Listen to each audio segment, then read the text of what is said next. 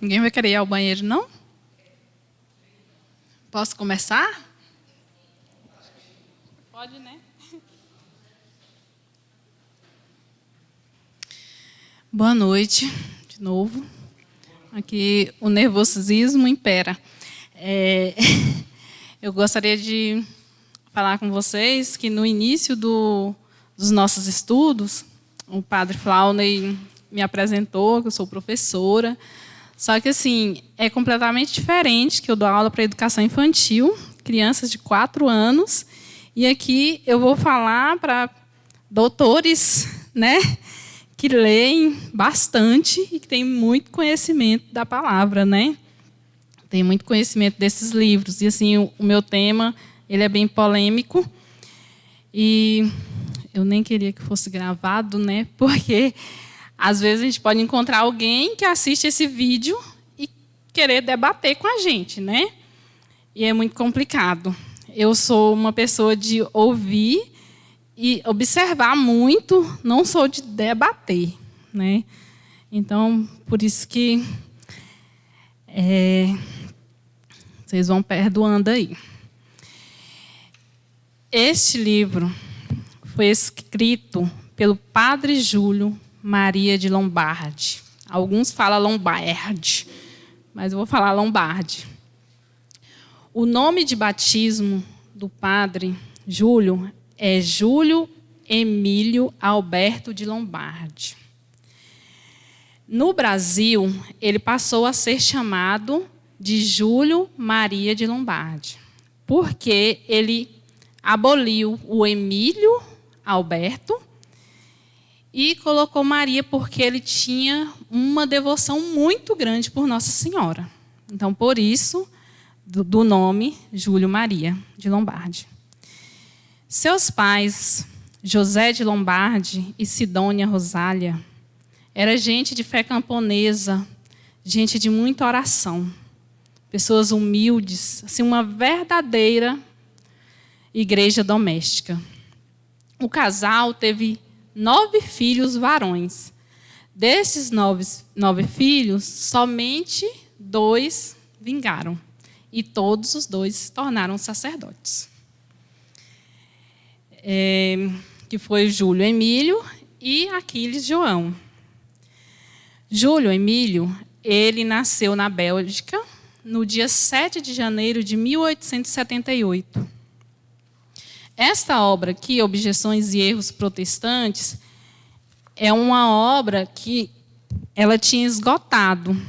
Assim, na década de 30, 40, as obras do Padre Júlio foram, assim, as mais lidas. E aí agora o Centro Dom Bosco resgatou, né, essas obras, e que vocês possam ler todas. Nós vamos ter mais outras, né, Jeane? E por que isso? Por que eles trouxeram esses livros? Assim como Carlos de Laet, o Padre Júlio é uma grande personalidade brasileira da primeira metade do século XX. Ele é um belga que tem uma carreira muito promissora na Europa, como intelectual, escritor da Congregação da Sagrada Família do Padre Berthier. Padre Júlio, ele saiu em missões na França, mas antes disso, ele foi médico. O prefeito da cidade deixou na responsabilidade dele uma farmácia, porque ele queria ser conhecido pelaquela comunidade. Então, ele teria que ser uma pessoa assim, visível. E, além disso, ele foi professor. E, sendo professor, foi eleito diretor de várias escolas. Ele não cansou com tanta tarefa, ele saiu em missões pela França. Ele foi na Amazônia, que eu não coloquei. Mas, assim, ele trouxe de volta para a igreja uma aldeia inteira, em apenas 4 dias. Quando ele chegou na comunidade, que ele chegou na igreja, ele ficou bastante, assim, chateado. Não foi bem essa palavra, não, mas porque na igreja só tinha mulheres. Aí, então, ele disse assim, para as mulheres irem embora, e que naquele outro dia ele ia celebrar uma missa que seria somente para os homens, que ele ia fazer a homilia diretamente aos homens. E, com isso, ele foi conseguindo trazer os homens para a igreja. No outro dia, ele disse assim, que era para vir, as mulheres estavam liberadas para participar da missa, né? Então, as pessoas que foram disputavam lugares, porque não tinha lugar para as pessoas sentarem.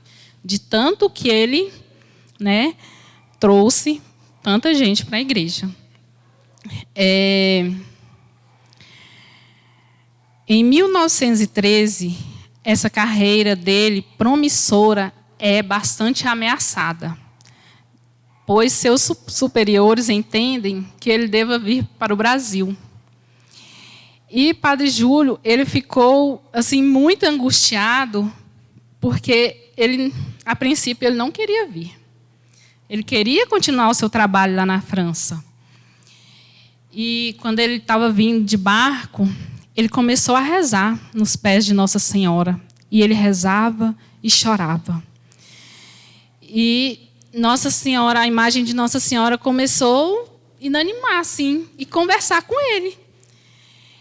E Nossa Senhora disse assim para ele: você vai para o Brasil e lá você será pai de 2 grandes congregações.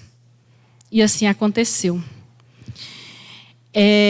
Foi nessa ocasião que Dom Carlotos, aqui no Brasil, né, ele conheceu o Dom Carloto, que era o bispo lá de Caratinga, Minas Gerais.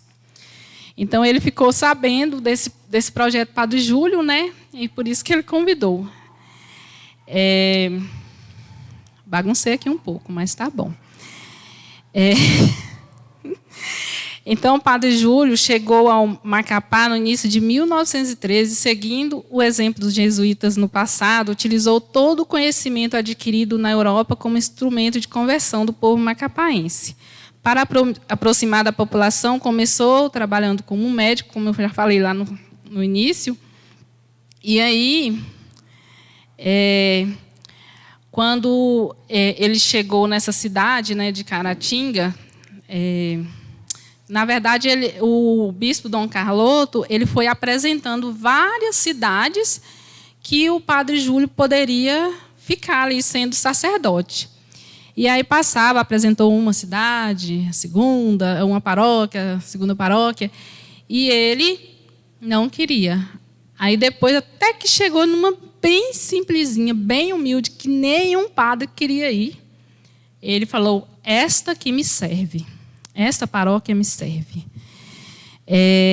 Então, o Dom Carloto até ficou assim, um pouco impressionado, né, porque era uma paróquia onde tinha um lugar que era um nome indígena chamado de Manhumirim.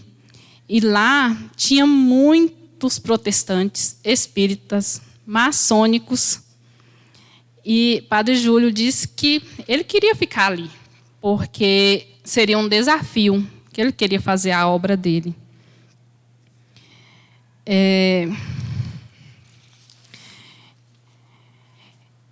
Então, lá eles fundaram. Aí o Padre Júlio começou a fazer o trabalho dele, né? E lá eles fundaram a congregação das Irmãs Sacramentinas de Nossa Senhora.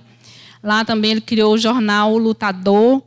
E ele fez várias obras na cidade. Fez o colégio só para meninas, fez colégio só para meninos, fez o seminário, que tinha capacidade para acolher 80 seminaristas, entre outras coisas que ele fez. Sobre sua morte, lindamente escreve o reverendíssimo padre Demerval.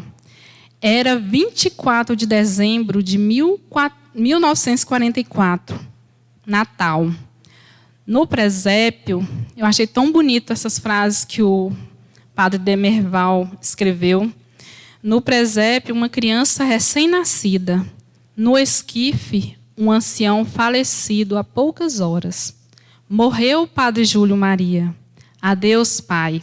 Adeus, pai. E a multidão chora, enquanto os filhos reverentes e respeitosos depositam o corpo do pai querido na igreja matriz do Bom Jesus de Manhumirim, no altar de Nossa Senhora.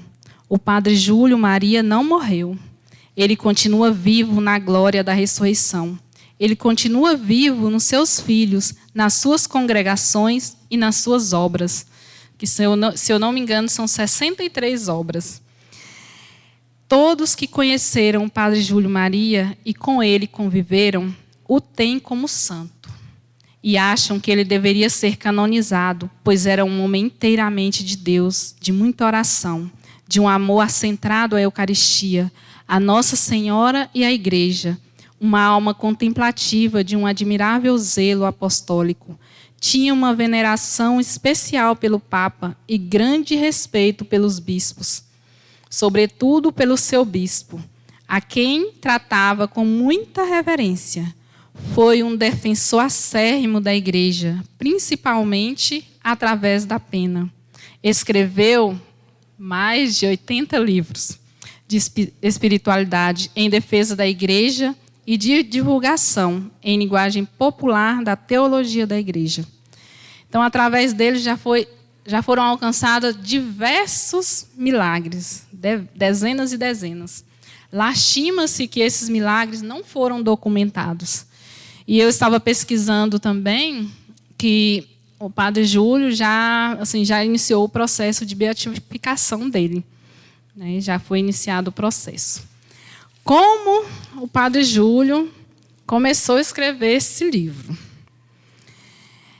Lá em Manhumirim, durante as festas marianas, o pessoal, os protestantes, começaram a distribuir panfletos, cartas, que naquela época eles escreviam muito, jornais, pedindo que o padre Júlio Maria provasse na Bíblia diversas verdades professadas por nós católicos. Então, o padre Júlio resolveu dar a resposta neste livro, né? E assim, é muito interessante que o padre Júlio, ele responde a todas as perguntas assim, com a linguagem assim, que não cansa. E ele é bem, como é que eu digo? Chega a ser engraçado as respostas dele, né? Assim, e ele não é agressivo. Eu assisti até algumas coisas de pessoas protestantes que admiram muito, que lêem muito as obras do padre Júlio. Então, esse livro aqui ele é feito com 16 objeções que o padre Júlio vai respondendo. Eu escolhi algumas, que, como é muito longo, e assim, escolhi as mais polêmicas que nós escutamos. Por exemplo, sobre a extrema unção. O que os protestantes dizem? Então, um protestante, ele pergunta para o padre Júlio. Olha só a pergunta. Calma aí. Como se entende Tiago, capítulo 5, 14 a 15, em conexão com Romanos 14, 12? Aí o Jornal Batista responde: não podemos atinar com a conexão que o consulente achou entre estes dois textos tão diferentes.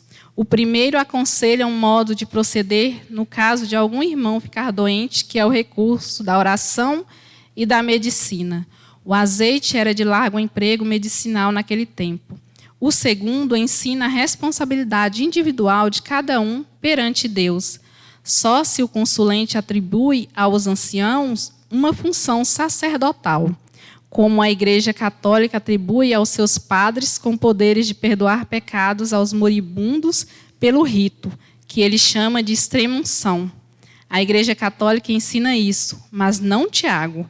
Ele não atribui aos anciãos poder algum de perdoar os pecados. Né?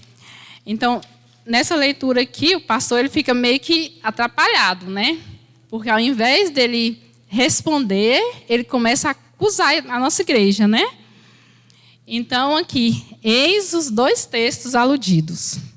A passagem de São Tiago é: há algum doente dentre vós? Chame os sacerdotes da igreja, os quais orarão por ele e ungirão com óleo, em nome do Senhor. E a oração cheia de fé salvará o doente, e o Senhor o aliviará. E se tiver cometido pecados, ser-lhe-ão perdoados.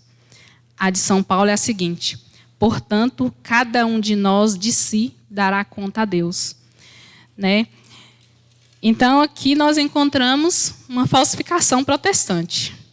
Porque quando alguém está doente, nós chamamos o sacerdote, né? Não os anciãos da igreja. Aqui, os protestantes, não tendo sacerdote, para justificarem a sua heresia, eles trocaram a palavra sacerdote por ancião. E hoje o que encontramos? Né? Os protestantes chamam de ancião pessoas de 18, 20, 30 anos. Né? Qualquer pessoa pode ser pastor. E a extrema-unção, ela é uma instituição divina, é um sacramento instituído por Jesus Cristo para nos conferir a graça. E há 3 coisas notáveis nessa definição. Um sinal sensível, é instituído por Jesus Cristo e para conferir a graça. Outra objeção. Aqui fala sobre a mulher misteriosa. Que mulher misteriosa é esta? O protestante pergunta: é a igreja? É Maria? Então, aqui temos, no capítulo 12 do Apocalipse, uma resposta protestante. A Igreja Católica pretende que é Maria, mas todo mundo cristão, desde os tempos mais remotos, considera esta mulher como a representação da Igreja no sentido mais largo, abrangendo os fiéis do Velho e do Novo Testamento. Não vemos como o versículo 7 milite contra esta interpretação. Talvez que o consulente se quisesse referir ao versículo 5, mas mesmo este não é obstáculo algum à dita interpretação, quando nos lembramos que a linguagem é altamente figurada. Cristo, humanamente falando, nasceu da Virgem Maria, mas era também filho espiritual da Igreja Antiga. Então, aqui, a Igreja Católica, ela dá as anotações que essa mulher significa a Santa Igreja. Ela nos gera dor e o demônio faz de tudo para destruir. Mas os ataques e perseguições deste não poderão a destruir, porque a igreja manterá firme e protegida, defendida pelo braço poderoso do divino fundador, que é Jesus Cristo. Né? E também, tal é a interpretação católica, mas sendo um sentido literal próprio, é permitido lhe dar outra interpretação. E dizer, por exemplo, que tal mulher misteriosa é a Virgem Imaculada, mãe de Jesus. Ela é revestida de sol, que é Jesus Cristo comunicando-lhe pela dignidade de mãe de Deus um esplendor que não é dela própria, mas que lhe vem do sol divino que é Cristo. Ela tem a lua sob seus pés, para significar seu domínio sobre a criação. Tem a cabeça ornada de 12 grandes estrelas, que são os 12 grandes privilégios que foi enriquecida pelo Altíssimo. Temos outra objeção, que é bem questionada pelos nossos amigos protestantes, né? Que é sobre o único mediador. Só há um mediador. Só há um Deus e só há um mediador entre Deus e os homens, que é Jesus Cristo.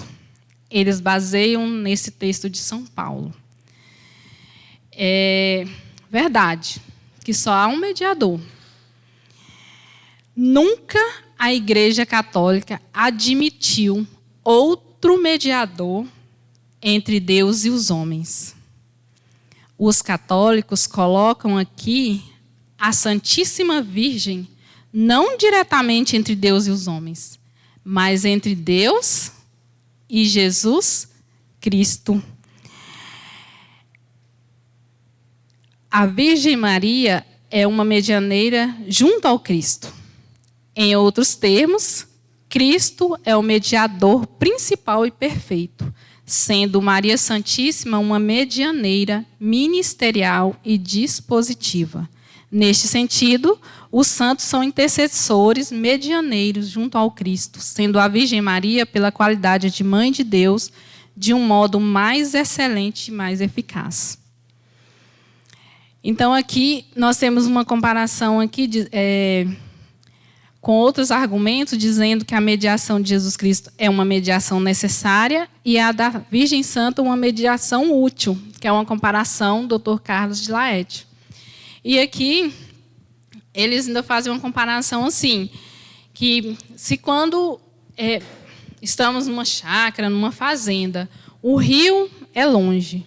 Aí, para você ir buscar aquela água, você tem todo aquele sofrimento de colocar num balde, tudo, o peso e tal. Mas tem como você fazer um encanamento, né? Então, assim, o necessário e o útil. Tal encanamento não é necessário, porém, ele é muito útil. Só a mediação de Cristo, ela é necessária, mas a da Virgem Maria é extremamente, sumamente útil, né? Cristo é a nascente, a fonte. Maria Santíssima é o canal que nos transmite a água cristalina da graça divina. Respondido. Então, aqui, ele sempre termina, cada objeção que o Padre Júlio vai terminando de explicar, ele sempre tem uma citação bem engraçada, que ele fala assim, será que Cristo mentiu? Ou Cristo está mentindo ou são os protestantes? Né? Ele coloca algumas questões assim, interessantes. Mais outra objeção. Sobre a igreja, né? Porque os protestantes dizem que só eles têm a verdade, né? Aí é que tem a igreja que é um só rebanho. Um só rebanho e um só pastor. Porque só há um Senhor, uma fé, um batismo. Ora, o protestantismo não forma um só rebanho, nem um só pastor. Forma 886 rebanhos. Eu não sabia dessa. Evangelistas, presbiterianos, batista, anabatista, metodista, anglicano, luterano, sabatistas, etc. Tem muitos outros, né, que nós nem sabemos. Cada um dizendo ter a verdade e se combatendo uns com os outros. A fé é dividida, o batismo é multiforme, os sentimentos são diversos, né? Eu tenho até uma piada aqui do Ariano Suassuna. Ele disse assim, estava 2 loucos discutindo no hospício, né? Aí um louco falou para o outro, ei, por que você não bate continência para mim? Aí ele falou assim, oxe, vou bater continência para você, por quê? Quem é você? Aí ele, eu sou o imperador Napoleão Bonaparte, né?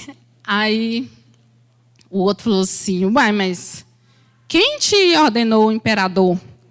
Ele, foi Jesus Cristo. Aí ele, quem, eu? Então, assim, para explicar que os protestantes, eles querem ter a verdade e eles discutem inúmeras vezes e não chega em uma verdade verdadeira, né? Sei lá. Porque, assim, eles... muitas das vezes eles nem conhecem a nossa doutrina e começam a discutir. E muitos de nós ficamos calados porque nós também não conhecemos, né? Então, o próprio Cristo disse, tu és Pedro, e sobre esta pedra edificarei a minha igreja, e as portas do inferno não prevalecerão contra ela. E ainda, eis que estou convosco todos os dias, até a consumação do mundo. Ora, O protestantismo diz que a igreja fundada pelo Cristo tornou-se indigna, corrupta, deformou-se, a ponto que não é mais a igreja de Cristo. Então, onde está a igreja verdadeira? Será que é a protestante? Né? Que nasceu 1.600 anos depois. Será que desapareceu a igreja verdadeira?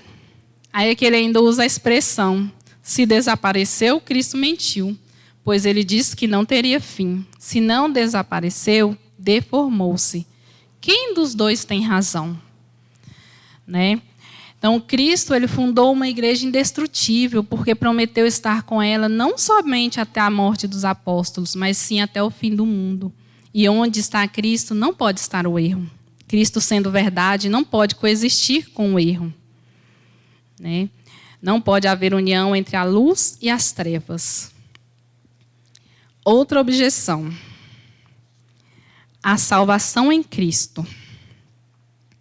Nossos amigos protestantes fazem a interpretação da Bíblia unicamente aquela que fica em oposição à Igreja Católica. Se tiver alguma coisa ali contra a Igreja, é aquela que eles vão, né? É o caso do texto de São Paulo, por eles citado, e que quero citar aqui. Jesus Cristo veio ao mundo para salvar os pecadores, e não por causa de obras de justiça que tivesses praticado, mas unicamente em virtude de sua misericórdia. Então eles concluem: os pecadores estão salvos. No dizer dos protestantes, não é necessário fazer boas obras, podem pecar à vontade, que irão ganhar salvação. E se esquecem de ler a epístola citada, a citada epístola de São Paulo a Timóteo, que eu não vou ler aqui. Aí nós temos aqui uma comparação. Por exemplo, aqui tem uma comparação parecida com a que eu vou fazer aqui.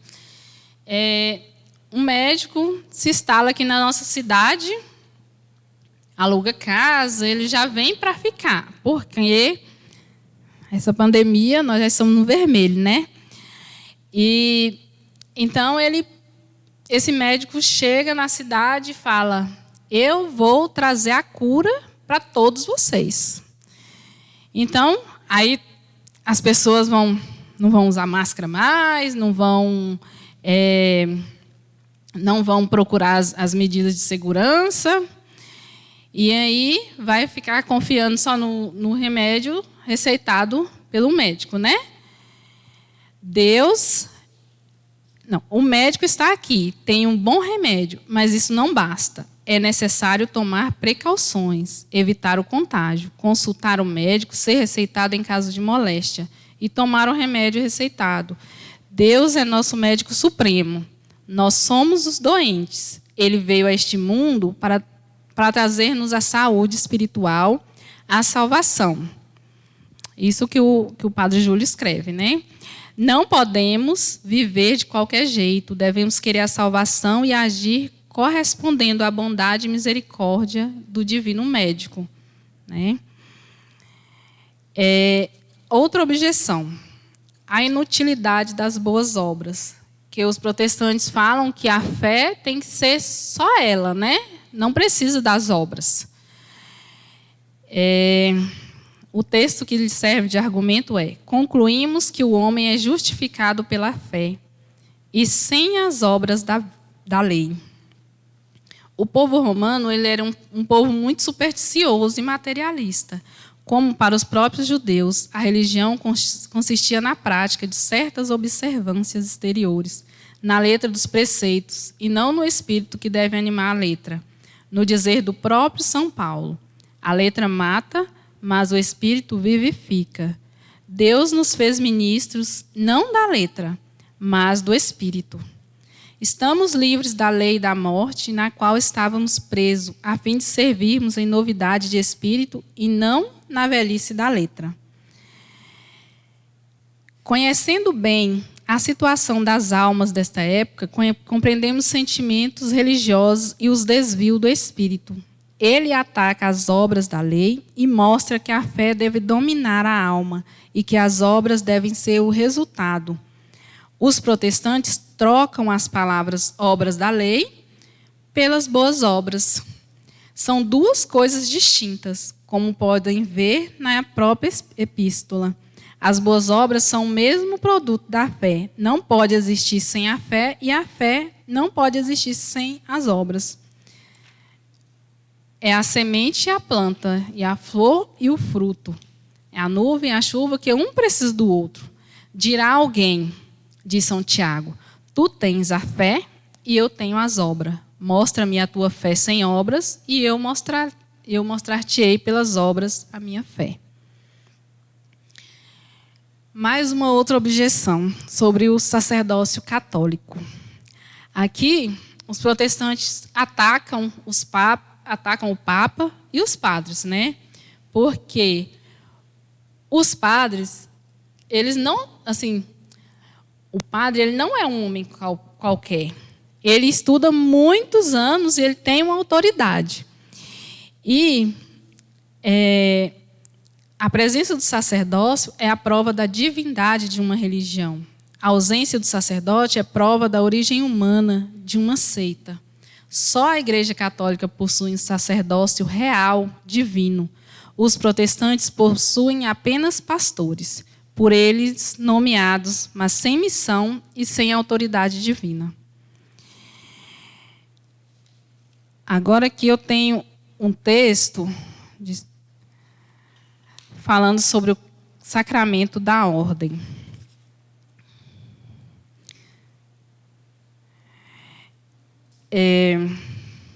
E sem pai, sem mãe, sem genealogia, semelhante ao Filho de Deus, sacerdote para sempre. E também tem outra passagem aqui. Todo aquele que deixar por amor de meu nome, casa, irmãos ou irmãs, pai ou mãe, ou a mulher, ou os filhos, ou a herdade, receberá o centúplo neste mundo e possuirá a vida eterna. Então, aqui no texto fala da separação, do afastamento, da virgindade, que são qualidades preparatórias.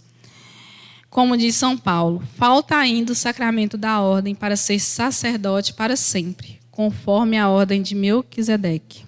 Eis, em uma frase, a lapidação do sacerdócio de Jesus Cristo e o caráter de cada sacerdote católico, que é a separação dos pais, afastamento do mundo, virgindade de vida e caráter sacerdotal. Não pode haver religião sem altar, sem sacrifício e sem sacerdote. Mais outra objeção. Nós acreditamos na Santíssima Trindade, que é um único Deus em 3 pessoas. Nós acreditamos, o protestante, o céu e o inferno, o protestante crê em um céu ao qual sobem os crentes e em um inferno no qual são sepultados todos os ímpios. Nós acreditamos que temos o céu, o inferno e o purgatório, porque a chave do céu está nas mãos de São Pedro, que não conhece tais filhos de Lutero. Cremos no inferno, onde serão sepultados os pecadores e não somente os ímpios. Cremos também na ressurreição da carne e no juízo final. Temos as ordenanças aqui também. Podemos comer o pão e tomar o vinho em qualquer lugar.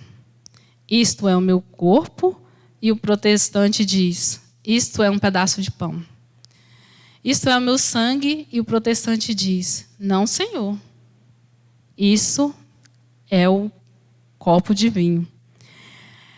E Jesus continua, eu sou o pão vivo, descido do céu, o pão que darei é a minha carne. Nós guardamos o domingo. Os protestantes guardam o sábado. Nós católicos guardamos o domingo em lembrança da ressurreição de Cristo e por ordem do chefe da nossa igreja, que preceituou tal ordem do sábado ser do Antigo Testamento e não obrigar mais no Novo Testamento. Sobre o purgatório. Para o protestante, não há purgatório. São Paulo escreve: ao nome de Jesus se dobra todo o joelho dos que estão no céu, na terra e debaixo da terra. Sobre o celibato. Escutem o que diz os protestantes. Protestamos contra o celibato por ser uma instituição contrária às Sagradas Escrituras, que o qualificam de doutrina de demônios. Diga-me o nome da esposa de Jesus Cristo e das esposas dos apóstolos. Né? Que eles questionam que o padre não pode casar. Mais outra objeção. A Bíblia protestante é incompleta e falsificada. Tudo isso não é mentira, mas é erro, é falta de verdade, é ignorância, sobretudo impiedade. Vejamos. A Bíblia protestante ela é traduzida pelo João Ferreira de Almeida. Ele era católico. Falsa é a Bíblia porque é incompleta. Quando editada pelos reformados, não traz os 7 livros deuterocanônicos do Velho Testamento. A Igreja Católica são 45 livros reconhecidos. Na Bíblia protestante, faltam 7 livros completos na Bíblia protestante. São eles 1 e 2 dos Macabeus, Tobias, Judite, Sabedoria, Eclesiástico e Baruque. Falta no livro de Esté uns 6 capítulos, e no livro de Daniel falta a oração de Azarias, o Cântico dos Mancebos, o episódio de Susana e a história de Bel e do dragão. Por que rejeitaram esses livros? Para contradizer a Igreja Católica, como para eliminar certos passos que os condenam. Lutero quis protestar e protestou contra a própria Bíblia. A tradução da nossa igreja, ela é feita pelo ex-padre... A tradução da nossa igreja é feita pelo padre Antônio Pereira de Figueiredo. Temos mais outra objeção. Calma que está acabando. Sobre o primeiro mandamento. Este texto os protestantes não falsificaram, mas também não compreenderam, ou fingem não compreender. Espalham folhetos, brochuras e livros para demonstrar que a Igreja Católica falsificou os 10 mandamentos. De um lado, imprimem o primeiro mandamento do livro do Êxodo, capítulo 20. E ao lado deste mandamento que trata de adorar a Deus e a de não adorar ídolos, eles colocam o primeiro mandamento, extraído do Catecismo Católico, que reza: amar a Deus sobre todas as coisas. E grita aos 4 cantos do mundo: estão vendo? A Igreja Romana falsificou os mandamentos.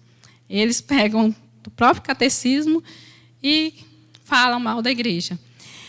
Eis que a Bíblia do Antigo Testamento está em contradição com a Bíblia do Novo Testamento. Em outros termos, Deus está em contradição com Cristo.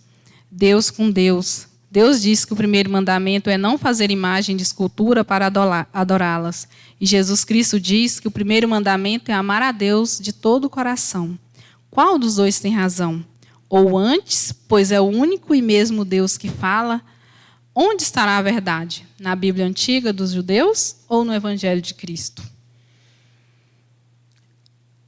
O Salvador fala a cada instante do amor devido a Deus, do respeito ao seu nome adorável. É o tema dos mandamentos da primeira tábua. Os preceitos da segunda tábua são citados por eles no Evangelho. O jovem rico perguntou o que devia fazer para alcançar a vida eterna. O mestre respondeu: observa os mandamentos. Quais? Jesus acrescenta: não matarás, não cometerás adultério, não roubarás, não levantarás falso testemunho. Honra teu pai e tua mãe, e ama o teu próximo como a ti mesmo. Outra objeção sobre o padre casado. Essa daqui eu tenho que ler. Que o padre Júlio recebeu Essa carta aqui ele recebeu de um católico. Página 160.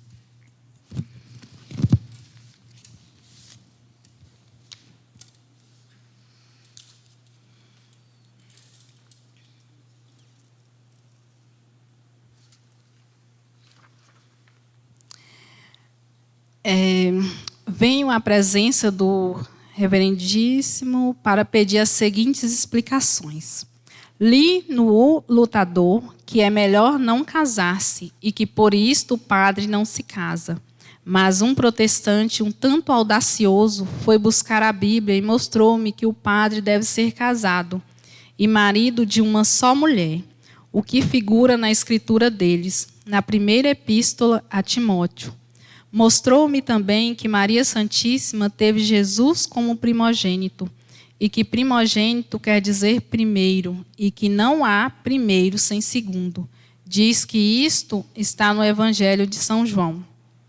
Um católico, né? Foi escutar um protestante. Então, aqui os protestantes, que eu já tinha falado lá, eles não suportam que os padres façam sacrifício, né? E praticam a virtude que eles são incapazes de praticar. É por isso que eles têm raiva, têm ódio dos padres, né? São Paulo diz que se pode desejar o episcopado. É sinal que havia bispos no tempo dos apóstolos e que o episcopado é uma instituição divina. Aqui, ele fala que os bispos eles poderiam casar, mas antes de ser bispo, ele podia ter uma só esposa. Então, em caso dele ficar viúvo, aí ele poderia ser padre, ser bispo, né? A lei do celibato não é uma lei divina, é uma lei eclesiástica, feita pela igreja e fundada sobre o exemplo e as palavras de Jesus Cristo. Aqui ele explica que mesmo depois da morte do cônjuge, o esposo fica sempre esposo da finada mulher, como o filho continua sendo sempre filho. Igual sogra, né? Sempre sogra, eternamente sogra. Outra objeção sobre a adoração das imagens. Essa é a mais polêmica de todas, né, eu acho. O que é adorar? No sentido católico, é prestar uma homenagem absoluta, né? Só há um Deus. E quando nós temos uma foto de alguém, nós vamos guardar aquela foto com muito carinho, né? Como todos nós já sabemos. E os protestantes também têm foto dos seus familiares. Então, se eles falam que nós adoramos imagens, eles também adoram, né?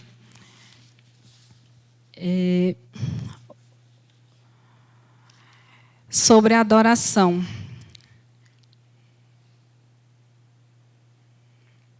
Sobre a igreja. A igreja foi fundada por Cristo em Jerusalém, sobre São Pedro, dizendo: Tu és Pedro, e sobre esta pedra edificarei a minha igreja. A igreja não se limita em Roma, mas está espalhada no mundo inteiro.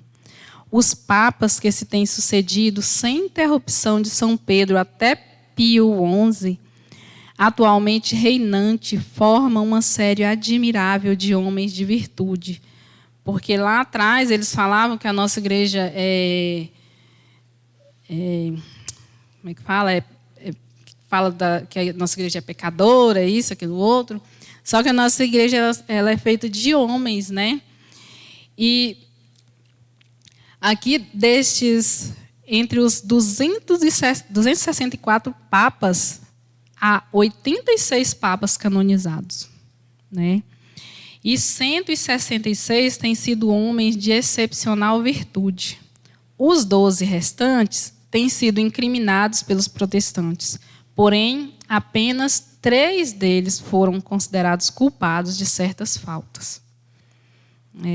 E é muita hipocrisia dizer que a Igreja Católica nasceu 350 anos depois de Cristo. Somos católicos porque é a única igreja verdadeira fundada por Cristo. Só ela é una, santa, católica e apostólica.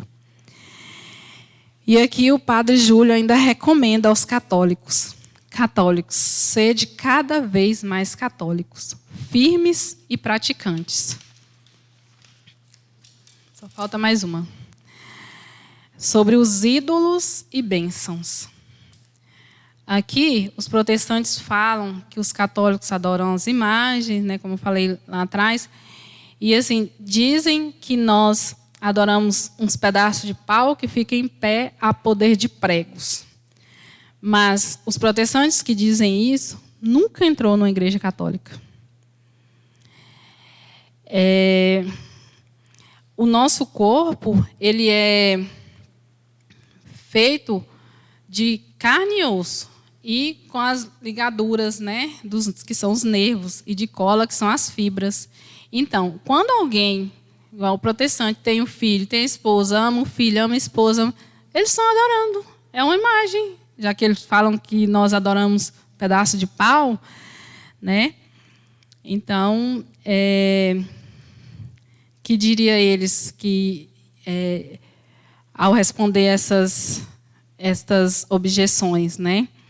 E sobre a bênção, nós temos vários lugares citados na Bíblia das bênçãos, sobre as bênçãos. A bênção, ela é uma instituição divina.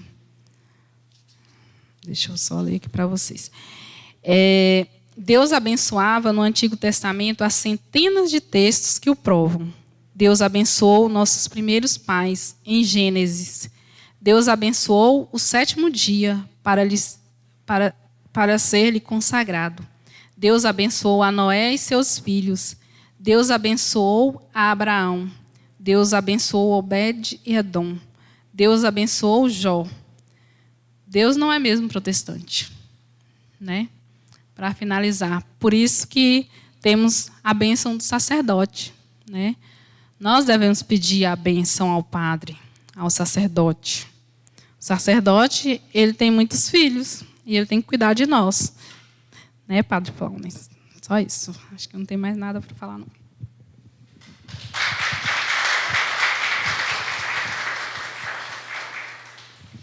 E eu queria só falar para vocês assim que na maior parte eu li. É porque eu tenho uma deficiência, que eu não falei antes, porque às vezes eu estou conversando com alguém e minhas ondas elas oscilam. Eu tenho muita dificuldade de decorar as coisas. Então, por isso que eu fiz minhas anotações. E aí, a maioria das vezes eu li. Então, peço desculpas a vocês. Espero que vocês tenham entendido alguma coisa.